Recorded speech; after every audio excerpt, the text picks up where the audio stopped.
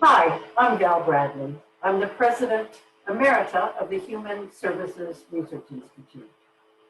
My job in this video is to give you a brief understanding of the history of national core indicators and the milestones in the intellectual and developmental disabilities field that led to the development of this national data collection effort. NCI is, above all else, a performance-based measurement system that embodies and encompasses the values in our field. Those values grew out of some major reform efforts that took place in the decades before 1997, when NCI was launched.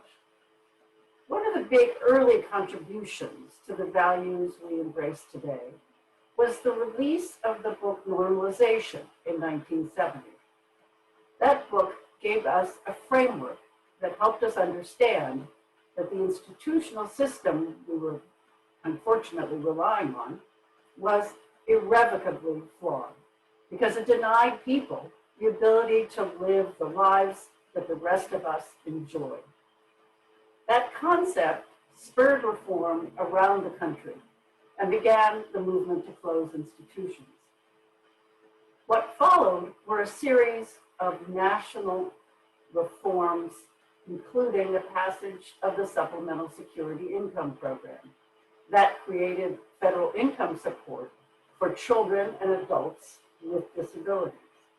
Then the passage of the Developmental Disabilities Act, which laid out very specifically some of the values that we now hold today, and that also created developmental disabilities councils, protection and advocacy programs, and research centers in every state in the U.S. Another very important movement was the use of public interest law to bring class action lawsuits against institutions, calling them really places that it was impossible to provide constitutionally acceptable support. Those class action lawsuits eventually led to the movement of hundreds and hundreds of people out of institutions. Finally, there is the Medicaid Home and Community-Based Waiver Program, which is a crucial funding source and which provided substantial impetus to the development of our community services and support. In the early 90s, the disability system celebrated the Americans with Disabilities Act, which basically affirmed what the principle of normalization had signaled 20 years earlier, that people with disabilities should have access to community resources and gathering places that the rest of us enjoy. All of these reforms were based on important values: inclusion, independence, self-determination, productivity, and the importance of relationships and quality of life.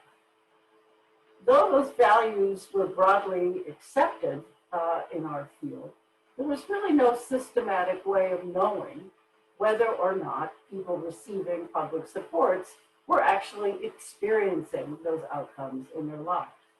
In other words, was the substantial investment we made in the community system actually living up to our aspirations? Had we kept the promise to families and people with disabilities when we promised them the community supports would be better than the institution?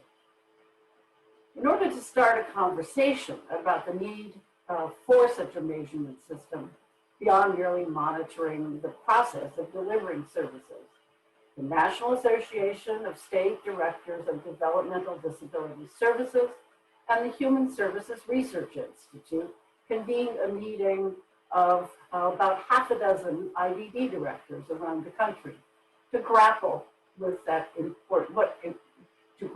what the appropriate approach should be. The overall purpose of the discussion was to find ways to determine, again, whether these aspirational missions that each state professed were playing out in the lives of people with IDD.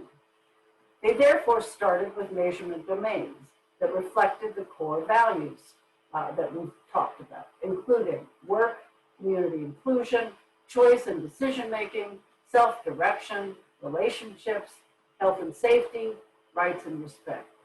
The next step was to develop indicators that would reveal whether aspects of the domain were present, and then to develop surveys and questions.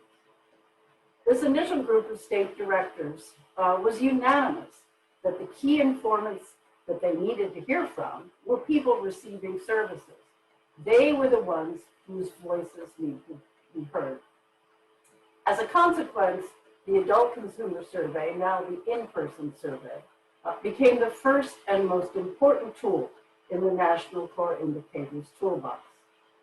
I hope this very brief history gives you a sense of what the in-person survey represents and why the results continue to be important to public managers and stakeholders to ensure that the values that we've fought very hard for are present in the lives of people with intellectual and developmental disabilities. Thank you.